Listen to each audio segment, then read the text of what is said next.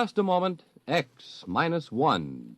But first, your home will be filled with the voices of top entertainers and fascinating experts in the homemaking field tomorrow when Virginia Graham and Mike Wallace bring you another broadcast of NBC's Weekday. Among the special guests is Rita Gam, Hollywood star and one of Grace Kelly's prospective bridesmaids. And Rita will be joined by a singer whose unique style is well known to his many fans, Johnny Ray. Then from Britain, it's actor Trevor Howard. Meet them all tomorrow when NBC's Weekday brings you another day of fact and fun on this station. Now stay tuned for X minus 1 on NBC. Countdown for blast off. X minus 5, 4, 3, 2, X minus 1, fire.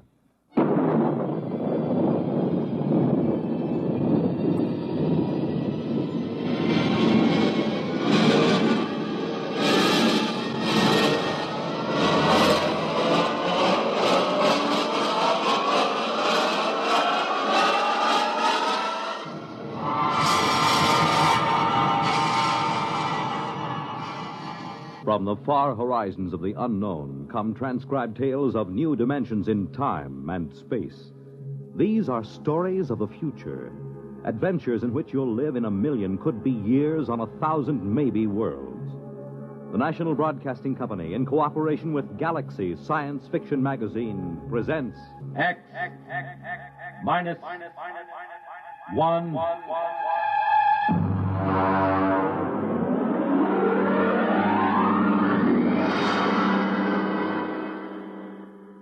Tonight, a story by Frederick Pohl, Tunnel Under the World.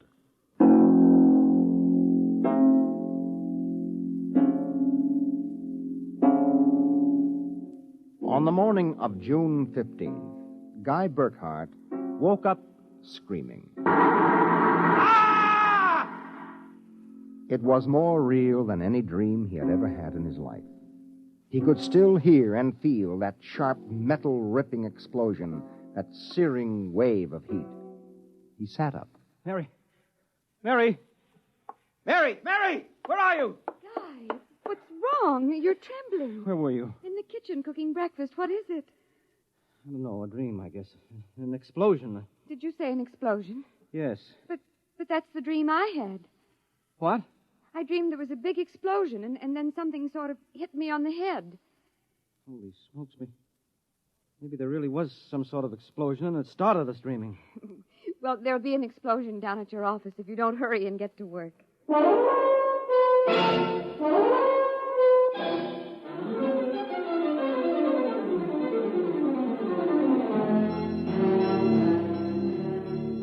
Coming in on the bus, Burkhart watched to see if there was any evidence of an explosion.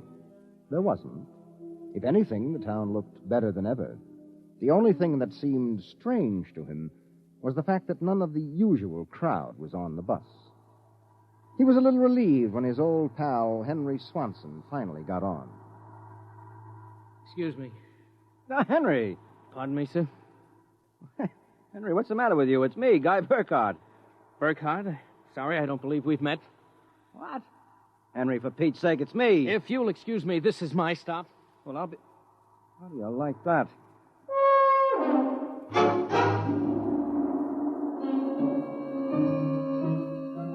Guy Burkhart got off in front of the gigantic Contro Chemical Building, took the elevator to the 98th floor where he had worked in the accounting department for 12 years. It wasn't until he was almost at his floor that he realized the speaker was not playing the usual commercials. Friends, are you happy with your present home freezer? Of course not. Well, the answer to your problems is a Fecco freezer. Fecco freezers are better freezers. Most wives would do anything for a Fecco freezer. Friends, are you happy with your present home freezer?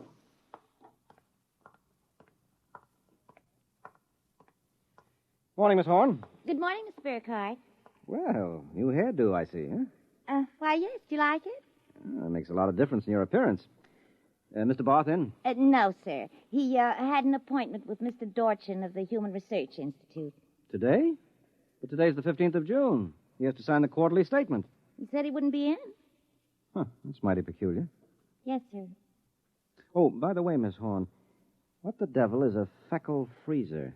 A feckle freezer? There's some new copy on the elevator commercial. Dorch must have landed another account. Feckle freezers. I really don't know, Mr. Burkhardt. It's a funny day. Can't quite put my finger on it, but there's something strange going on.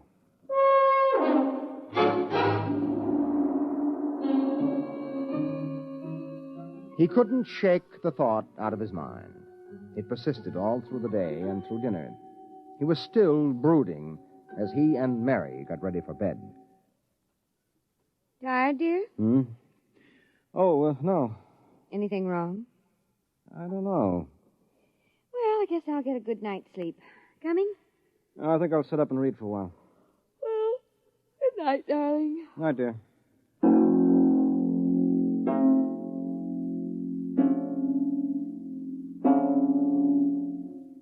At exactly midnight, Guy Burkhardt lapsed into a sudden, deep sleep. And the following morning, he woke up, screaming. Darling, what is it? What's wrong? Oh, nothing. Bad dream, I guess. Oh, you gave me such a shock. I seem to be having a lot of nightmares lately. Really? Yes, the one I had yesterday. This was the same. A big explosion and then nothing. You had a dream yesterday? Well, of course I did. You had the same sort of dream. I? Guy, you're mistaken. I don't remember dreaming. Oh, now, Mary, you told me. Guy, you're mistaken. But, Mary, you... Maybe you dreamed I had a dream. Maybe... Well, yes, I might have done that, I suppose. Everything did seem sort of strange yesterday. Oh, that's probably it. You better get dressed, dear. Today's the 15th. That's when the quarterly statement... 15th? Yes. Well, it must have been a dream, because yesterday was the 15th.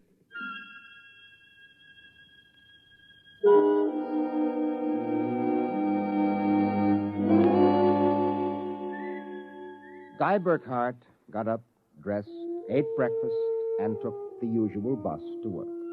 Once again, everything seemed even brighter and newer than usual. And once again, he was puzzled when he noticed none of the old crowd on the bus. Pardon me, please. Well, look, don't shove so.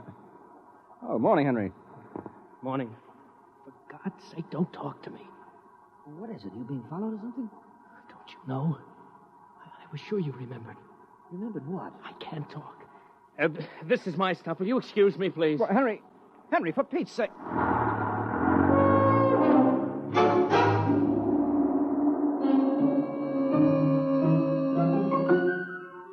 As in yesterday's dream, Guy Burkhardt got off at his stop and took the elevator to the 98th floor. The speaker in the elevator purred a new commercial this time. Marlin cigarettes. They're sanitized. Does your present cigarette make your throat feel raspy and unpleasant? Marlin cigarettes contain a miraculous new drug which actually gives you the sensation of smooth, creamy smoke. Marlin cigarettes. Marlin cigarettes. He walked down the marble corridor to his office. Good morning, Mr. Burkhardt. Good morning, Miss Horn. Do you like my new hairdo? Yes. Is Mr. Barth in? No, sir. He had an Appointment with Mr. Dorchin at the Research Institute. I know. You know? Well, I guessed it anyway. And today is the 15th of June, and he won't be here to sign the quarterly statement, and I'm going nuts. Let me have a cigarette, will you? Yes, sir. Try one of these. They're Marlins. I never heard of Marlins before today. What are we, a bunch of guinea pigs? Something wrong, Mr. Burkhardt? Wrong? Perish the thought, Miss Horn. Perish the thought.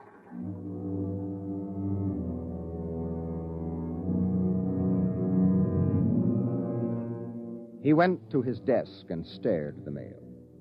Before he opened it, he knew that the factory distributor's envelope contained an order for 12 new electronic computers. He knew that the development journal contained an article about a new method of transprinting selective brain circuits of human engineers onto the electric brain circuits of robot engineers to facilitate the operation of automatic factories. He knew that there was a complaint from Feinbeck & Sons about the Contro Chemicals' newest household robot circuit. After a long while, he forced himself to open them. They were exactly as he suspected. Hello. This is Swanson, Henry Swanson. What is it? Do you remember? Remember what? Just remember. All right, now listen, Henry, let's stop playing games. Yesterday, either I was dreaming or you snubbed me on the bus. Today, the same thing happens. Oh, you do remember, thank heavens. I thought so when I saw you, but I couldn't be sure. Well, what is it you want? Listen, tomorrow morning, when I get off the bus, you get off with me. Be casual. They may be watching. Who may be watching? Swanson! Hello!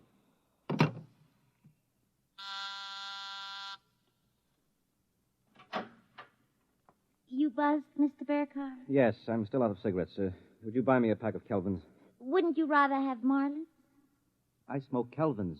But, Mr. Burkhardt, Marlins have that soft, creamy smoke that's so soothing to your throat. Oh. You really believe that stuff? Well, it's true. I wouldn't say this, Mr. Burkhardt, except that, well, I've gotten to know you pretty well, and I've grown to admire you so much. I see.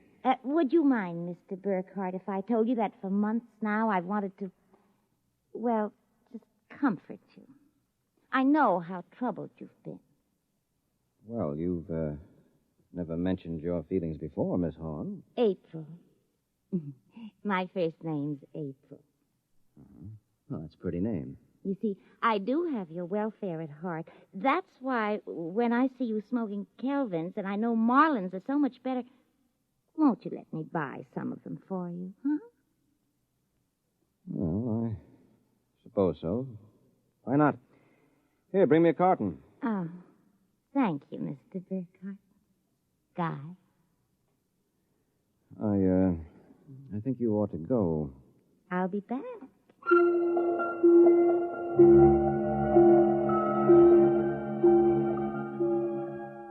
There was something wrong. Something definitely peculiar about what was happening.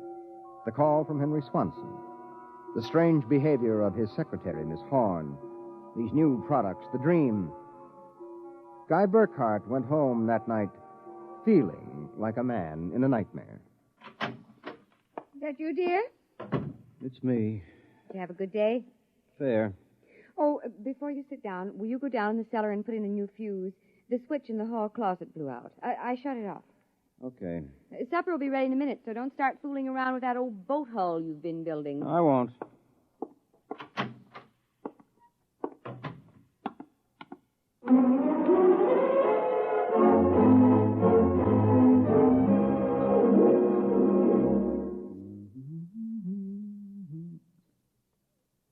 Mary! Mary! What is it? Come down here. Hurry up. What is it? I don't know. I'm not sure. I was looking for a fuse, and I thought maybe I'd dropped one under the boat hull, so I scratched around. Look. Let me put the flashlight on it. Well? Look at the floor. What about the floor? It's supposed to be cement. Well? Well, it's copper. There's a thin layer of cement, but underneath it's metal. Look here. Underneath the concrete, more metal. And here on the wall. You see? Metal. Metal under the floor, behind the walls, every place. Well, I don't really understand. Mary, I know this sounds crazy, but somebody, for reasons I can't even begin to guess, has taken this house and replaced it with a clever imitation. Guy. Mary, I'm going to look around a little more. Well, your dinner will be ready. All right, save it for me. There are a couple of things I've got to figure out.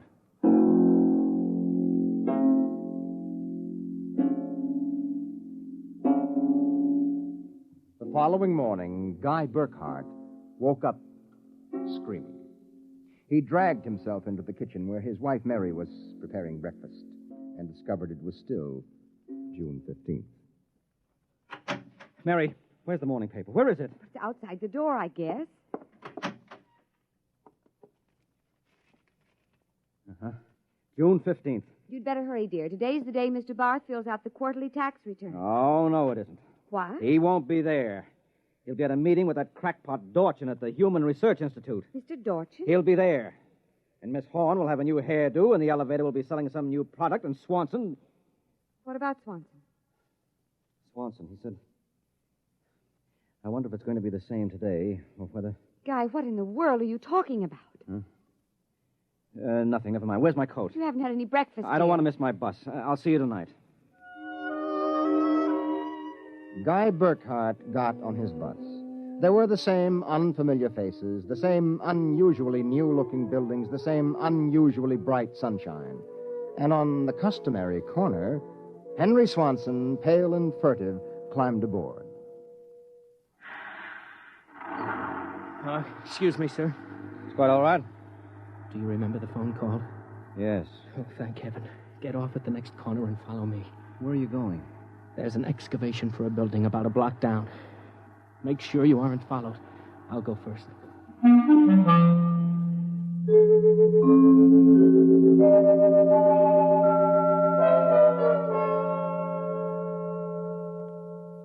Burkhart. Here, behind the fence. All right now, Henry, what's this all about? I'm not sure. At first I thought perhaps they were Russians. Now I'm beginning to think they're Martians. No humans could have accomplished what they've accomplished. Now, wait a minute. Start from the beginning, Henry. What's going on? Look, Burkhart, peculiar things have been happening to you, right? Yes? A lot of your friends are missing. Your house seems changed. Yeah. There's something stranger than that. The date. Today is June 15th. Yet I could swear yesterday was June 15th and the day before that. You got it, friend. It's always June 15th. And you and I are the only ones who know it. But why, Henry? How? I'm not sure. I think it's some sort of mass hypnosis or something. Well, why doesn't it work for us? My wife, Mary, doesn't remember a thing. Somehow, when it happened, they missed us. We were protected from the full force of the rays or whatever they used. Burkhart, where were you on the night of the 14th, about midnight? Let me see, that was Sunday night. Yes. Yeah, I was down in the cellar under the boat I'm building. I was in my darkroom developing some pictures. This just doesn't make any sense to me. Russians, Martians. What makes you think that? I've seen them. Where? At the end of the tunnel. What tunnel? The one they built under Tylertown. A tunnel under Tylertown? Yes, that's right. It's made out of copper or some alloy. Copper? Wait a minute. I found a copper layer under my cellar floor last night. So did I. That's how I discovered it. I found a way to get in, too. It's at the bottom of this excavation. Holy mackerel. Henry, why don't we tell the police? Because we can't trust them. Even the police may be Martians in disguise. Oh, come on now. You're being melodramatic. Oh, am I? Well, you just come with me. Where? Into the tunnel. I'll show you.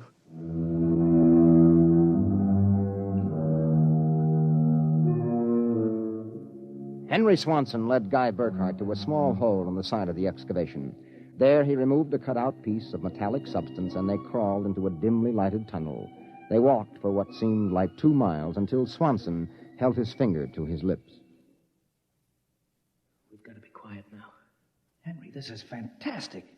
They've got a tunnel right under the whole town. Oh, you haven't seen anything yet. There's a room a little farther down. We'll be able to look through a glass in the door. Is it safe? It's perfectly safe, unless one of them comes along. Oh, come on. Okay. Here. Now, Burkhart, look through this glass. Now, just so I know I'm not completely insane, tell me what you see. Good Lord. Well? A tremendous panel with dozens of telescreens. And in front of each, a servo robot. They seem to be computing something. Yes, I've watched them. They're evaluating data from the screens. Have you gotten a chance to look at the data on those screens? No. I've been afraid to go in. There might be a warning circuit somewhere. Well, if we knew what those robots were working on, we could go to the authorities. I'll risk it if you will. All right, it's worth a chance. We're lost anyway. Okay. Open the door.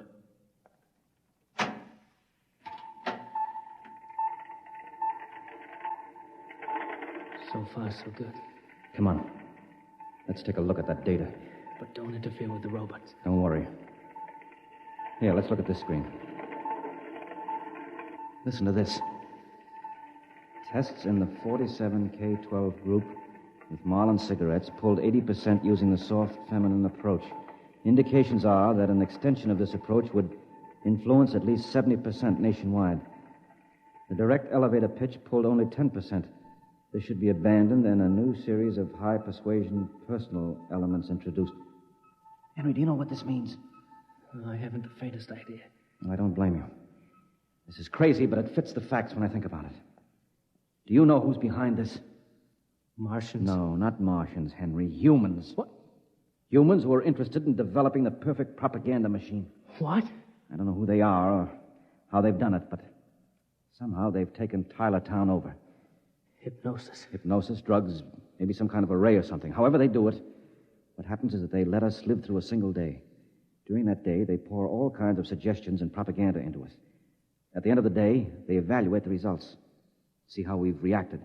And at midnight, they wash the day out of our minds, and the next morning we start the same day over again with different stimuli. Do you know what that means, Henry? Suppose one man learned how to influence people 100%. Why, in a year, he could sell us anything from freezers to political candidates. Oh, wait a minute. We're guinea pigs, Henry. This whole community is one big test tube for Dorchin's propaganda research. Burkhardt, what do we do? I don't know, but somehow we've got to get out of this town and get to the FBI. What do you think we can? It's worth a try. Come on. Wait. Huh? What is it? Look through the door. There's somebody coming down the tunnel. We've got to hide. Behind the circuit box. Wait. Good Lord, it's Dorchin, the head of the Research Institute. Shh, quiet.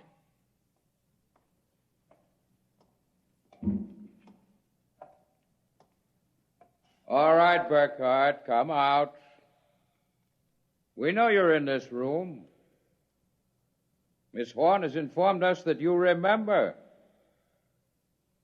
I must warn you that it's useless to buck us. Come out peacefully. Let our maintenance crew adjust you properly so you don't remember from one experiment to the next. It will be quite painless. If you don't come out peacefully, we'll have to get you. Henry, take this wrench. When I give the word, jump him. But he may be armed. Well, we've got nothing to lose. Very well. I'm coming after you. Now! Burkhardt, I've killed him. Now, wait. Get his coat unbuttoned. Maybe his heart is still beating. Henry! What is it? What's wrong? Look underneath his coat. Heaven help us. It's a robot. A humanoid robot designed to look like Dorchin. Come on, let's get out of here. Wait. What's that? It's a loudspeaker. I told you it was useless, gentlemen. Who are you? Mr. Dorchin, naturally. The real Mr. Dorchin. What are you trying to do to us? Merely trying to prevent you from damaging my experiment, gentlemen. You can't get away with this, Dorchin. Sooner or later, somebody, the FBI or somebody, is going to get wind of this madness. Really, Burkhardt, you're quite naive. Now, why not be reasonable and let the maintenance crews adjust you? And if I refuse, I suppose you'll kill me. That would be quite impossible. Oh? You see, Burkhardt, you're already dead. Dead? You're shocked. It's quite true. You and everyone else in this town were killed by a premature atomic blast at the Contro chemical plant. The blast occurred at 7 a.m. on June 15th. That is the last thing imprinted on your minds. That is why you wake up screaming each morning. No, it isn't true. But it is. What I and my associates did was take the brain circuits from your dead bodies. We stored them in electrochemical batteries till we had a chance to rebuild the cities and begin our tests. Do you think I believe a fantastic tale like that? I imagine you find it incredible. Of course, we didn't rebuild everything exactly. After all, it only has to last for a single day, June 15th. At midnight, we turn off the power and wash out the memory of the day. You and your friend Swanson, unfortunately, have defective circuits. You remember. Burkhardt, it's no use. We're trapped. Give up. No, not me. What can we do? We can make a run for it down the tunnel. Come on. It's useless, Burkhardt. Keep going. It's useless, useless, useless.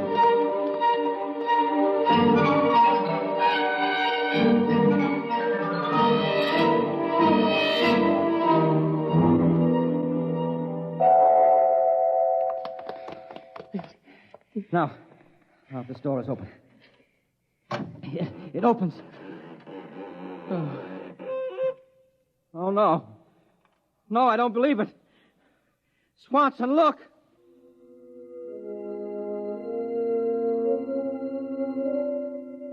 They were standing on a ledge of smooth, finished metal. At their feet, the ledge dropped away into a chasm so deep they could not see the bottom. Beyond was only a glare so bright that their eyes could not stand to look into it. And yet, just at the limit of their vision, something towered. Something so huge it was almost inconceivable. Something. Burkhardt? Yes? This is Dorchin. Now do you understand why it's useless? The great looming figure moved closer. It seemed to take shape now, and yet it was so gigantic as to be unbelievable. It came closer. The glare was partially blocked. And then, Guy Burkhardt knew that the towering shape was none other than Dorchin himself.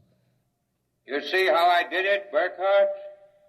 I took your brain circuits and had them reduced so they could be transferred to tiny humanoid mannequins. That's what you are, Burkhardt. A tiny miniature of yourself. And this city, this whole experiment I'm conducting, is built on a tabletop.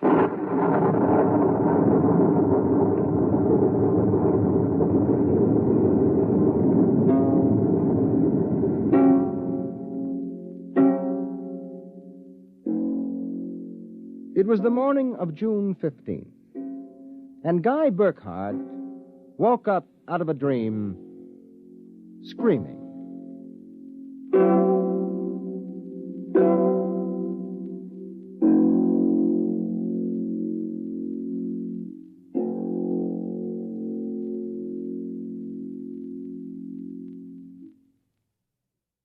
You have just heard X-1, presented by the National Broadcasting Company in cooperation with Galaxy Science Fiction Magazine, which this month features another story by tonight's author, Frederick Pohl. It's the second installment of his novel, Slave Ship. Your announcer, Fred Collins. X-1 was directed by Daniel Sutter and is an NBC Radio Network production.